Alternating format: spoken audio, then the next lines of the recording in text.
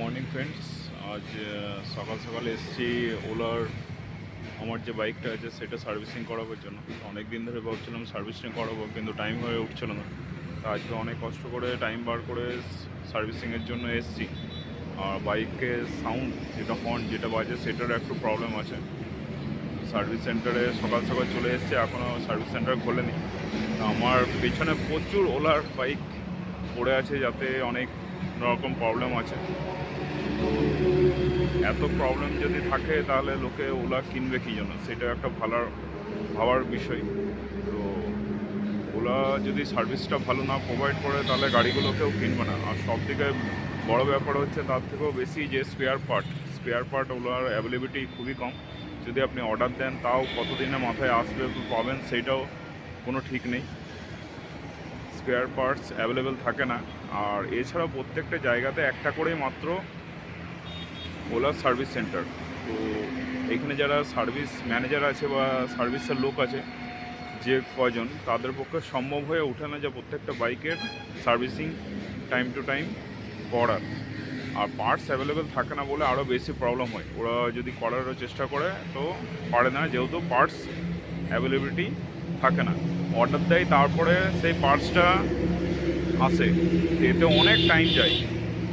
তো আমি ওলার কাছে এইটাই রিকোয়েস্ট যে আপনারা পার্টসের অ্যাবিলিটি যেটা আছে ওইটা বাড়ান। আরেকটা জিনিস আপনাদেরকে দেখা উচিত যে দুর্গাপুর বা আসানসোল বা কলকাতা এইরকম বড় বড় সিটিতে একটা ওলা সার্ভিস সেন্টার দিলে হবে না, আপনাকে মিনিমাম 2-3টে দিতে হবে। মানে যে হারে ওলা বিক্রি হয়েছে বা ওলা আছে মার্কেটে, সে অনুসারে একটা সার্ভিস সেন্টার এনাফ নয়। মানে একটা সার্ভিস সেন্টারে কতজন লোক হবে, খুব জোর 8-10 জন। তো তাদের পক্ষে সম্ভব হয়ে ওঠে না যে সমস্ত গাড়িগুলো সার্ভিস করা একটা দিনে এসে। তো আমার এইটাই মনে হয়।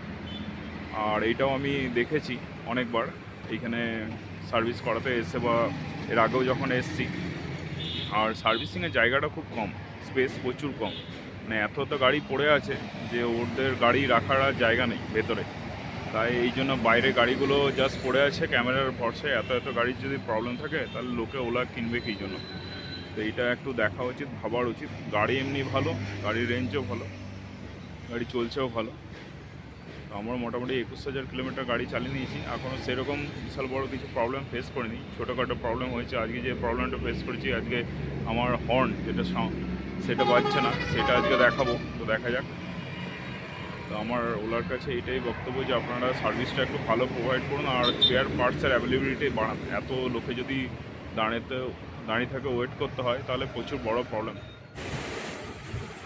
তো আমি যে প্রবলেমটা নিয়ে এসেছিলাম, আমার হর্নটা বাজছিল না, সেটা ঠিক হয়ে গেছে এবং খুবই তাড়াতাড়ি তারা সলিউশন করে দিয়েছে। এই জন্য আমি প্রত্যেকবার আসানসোল ছেড়ে দুর্গাপুরে আসি এবং বাইক এখন সুন্দর চলছে। তো ভেতরে এই বাইকগুলো দাঁড়িয়ে আছে, এইগুলোরও কাজ চলছে। তো এইখানকার দাদারা যাই হোক খুবই ভালো, খুব তাড়াতাড়ি কাজ করে দেয়। পার্টস অ্যাভেলেবিলিটি থাকে না বলেই প্রবলেম, নাহলে গাড়ির কাজ খুব তাড়াতাড়ি হচ্ছে।